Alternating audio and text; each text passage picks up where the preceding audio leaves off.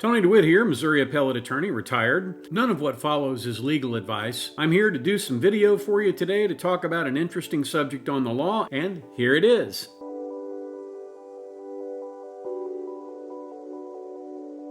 Well, it's another one of your favorites, a lawyers behaving badly case for your viewing pleasure. Lawyers, as officers of the court, have a duty of candor to the tribunal.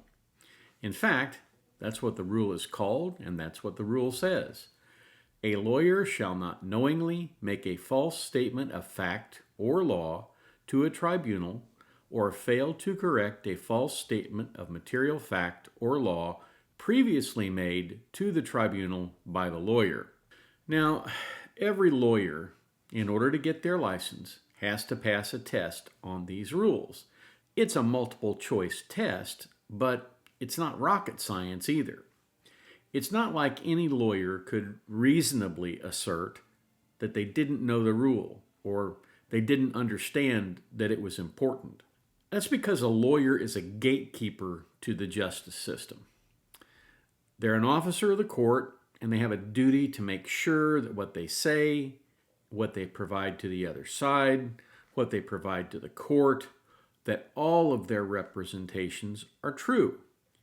And they need to do the same thing for their clients. A lawyer cannot allow a client to lie. If he lies, he has to make the client go and tell the truth, or he has to withdraw. And that's the standard. Sometimes it's a noisy withdrawal, and that they have to tell the judge, look, judge, I'm sorry, I can't tell you exactly what happened, but there's a rule here, 3.2, and the rule on conflicts of interest, and I have to withdraw at this point. Now, the judge could force him to say what happened because that's the way the rules work, but for the most part, the judge just says, okay, and the lawyers on the other side go, okay, we know what happened here. Well, every now and then, lawyers themselves get sued, or they sue, and suddenly that whole thing about truth and candor, why, it just disappears into the mist of greed. And that's especially true where the lawyer suing has had her feelings hurt. For example, by being fired. This is a case of a lawyer who thought she was clever. She thought she could blow a few lies right past opposing counsel and sail on to collect a nice tidy sum. Well, this is a really interesting one here. Daniel Deering versus Lockheed Martin was decided by the U.S. Court of Appeals for the Eighth Circuit in September of 2024. The case focuses on the dismissal of an employment discrimination retaliation claim due to the plaintiff's misconduct. Read there, lying during the litigation process. There are only two main legal issues in the case: whether dismissal with prejudice was an appropriate sanction for the plaintiff, Daniela Deering, who misrepresented her employment status during the litigation, and whether the award of $93,193 in attorney's fees to Lockheed Martin was proper following that dismissal. Now, every big company, especially one as big as Lockheed Martin, has staff counsel, and they have general counsel, the general counsel being on top. Staff counsel are the lawyers who do a lot of legal research, they read regulations, they draft legal memoranda, they do legal research, they generally keep the general counsel up to speed on the areas of the law that they are responsible for. And on alternate Thursdays, they're allowed to come up out of the basement law library and get some sunshine and breathe some fresh air for an hour before being sent back down to the case. Okay, I'm kidding, but I'm really not. It isn't a good job. Deering was that kind of lawyer, a former in-house lawyer at Lockheed Martin. She sued the company for discrimination and retaliation after she was fired. The law says that even if you lose the discrimination case, you cannot be retaliated against for filing a discrimination lawsuit. So she filed the discrimination lawsuit, I assume, while she was employed, and then she got fired, and so she brought a retaliation claim.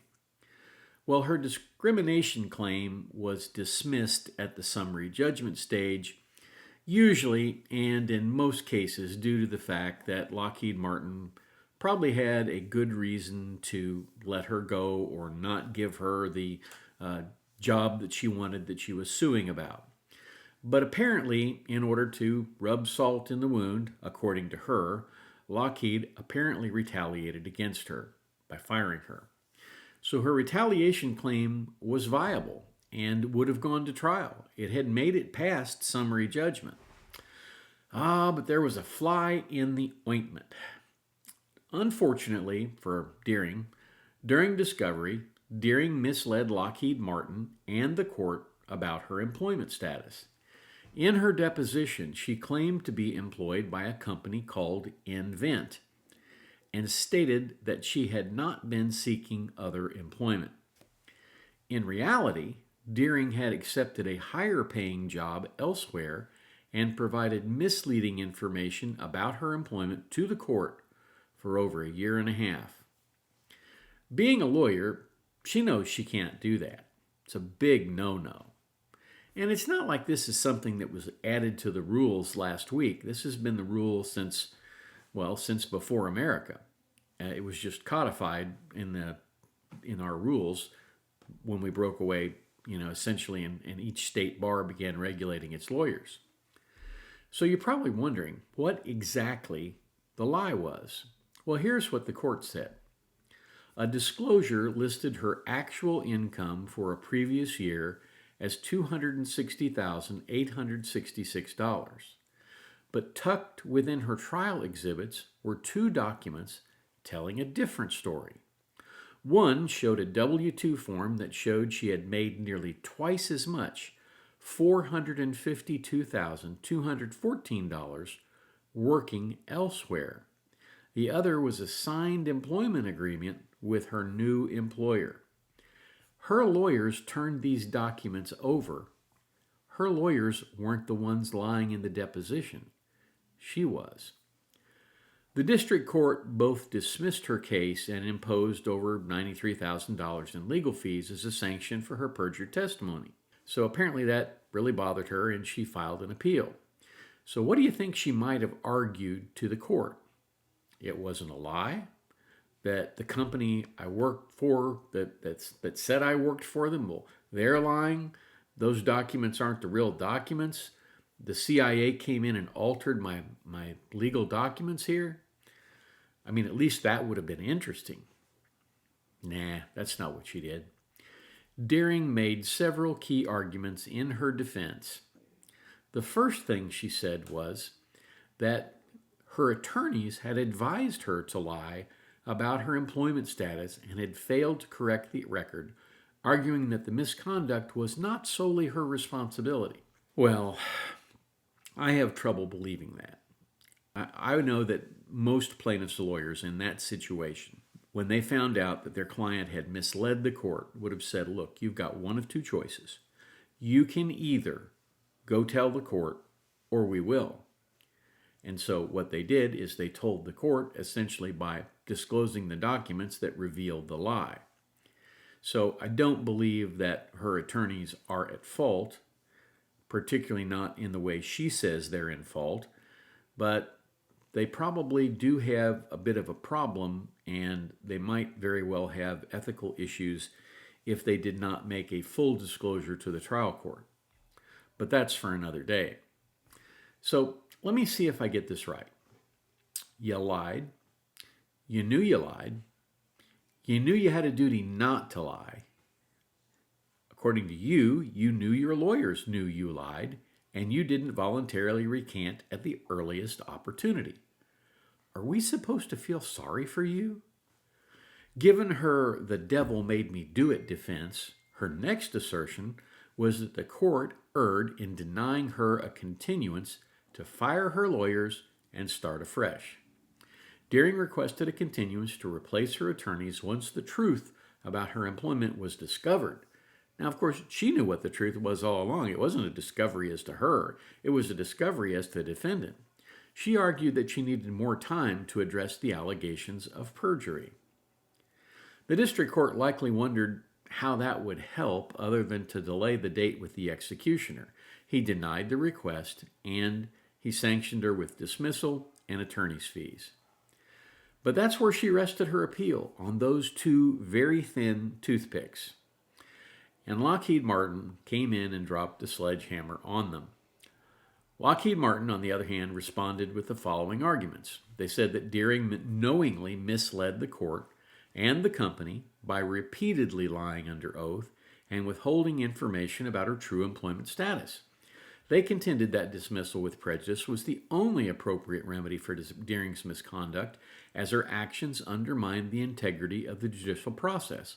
Essentially, their argument was, if you give her anything other than a dismissal, you are rewarding her mendacity. And I think that's a pretty strong argument to make in front of a court.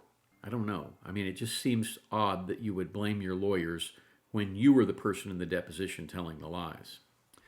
So, the United States Court of Appeals for the Eighth Circuit was not impressed. While they did not put any LOLs in their description of the facts, as I'm sort of tempted to do, they upheld the district court's decision to dismiss Deering's case with prejudice and award attorney's fees to Lockheed Martin. The appellate court agreed that Deering's misconduct was intentional, willful, and in bad faith, making dismissal an appropriate sanction. And it would have been hard to argue against those facts. She knew she was lying. She blamed her attorneys for lies she told, and clearly this was an attempt to mislead the court in order to obtain bigger damages in her case. The court reasoned that the misrepresentations were in bad faith, and they emphasized that Deering's actions, lying in her deposition and providing false information for over a year and a half, in other words, with plenty of time to come forward and correct the record, constituted severe misconduct. The prolonged deception damaged the credibility of the litigation process, not to mention her own credibility. The court reasoned that dismissal with prejudice was warranted because lesser sanctions, such as fines or warnings, would not have adequately addressed the seriousness of the plaintiff's conduct. As a lawyer, Deering should have understood the gravity of lying under oath. And of course, she did. She just chose to do it anyway. Although Deering claimed that her attorneys played a part in the deception, the court said, look, as the plaintiff and licensed attorney, you knew what the rules were. You were ultimately responsible for your own actions.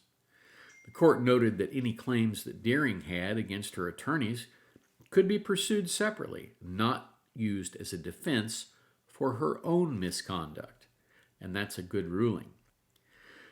The court also upheld the award of $93,193 in attorney's fees to Lockheed Martin. The court noted that Deering had filed prematurely, and she didn't challenge the fee award, or she didn't wait to challenge the fee award, and as a result, the appeal of the fee decision was dismissed. So essentially, what the court said is, look, you jumped the gun on the appeal, but as a result, you didn't have an ability to appeal the fee decision, so you're stuck with it. And I think they could have made a different ruling in this regard if there was some compelling reason to do so. But it's really, really hard for a judge to feel sorry for a lawyer that has lied their way into the appellate court. And that's what this person ultimately did, according to the opinion. Now, I'm basing all of this on the opinion. It may very well be that she has other defenses. Maybe there are mistakes somewhere along the road. I don't know. But according to the Eighth Circuit, they dismissed this and they affirmed the dismissal basically because she was a liar. So that's what I have for you today. Thank you so much for watching. If you have the opportunity today, take some time, do a kindness for someone. And then, if you would, drop some comments down there and let me know what you think about this ruling. Do you think the court got it right here? Do you think maybe they should have given her another chance to tell the truth? I don't, but I'd like to hear what you think. After you've had a chance to leave a few comments, come on back tomorrow and we'll talk about something else down here. Have a great day. Hey, as I said at the beginning, none of what I said is legal advice, but let me tell you what, the stuff that's going to be right up here, these are the things that YouTube thinks you might be interested in going forward. Have a terrific day.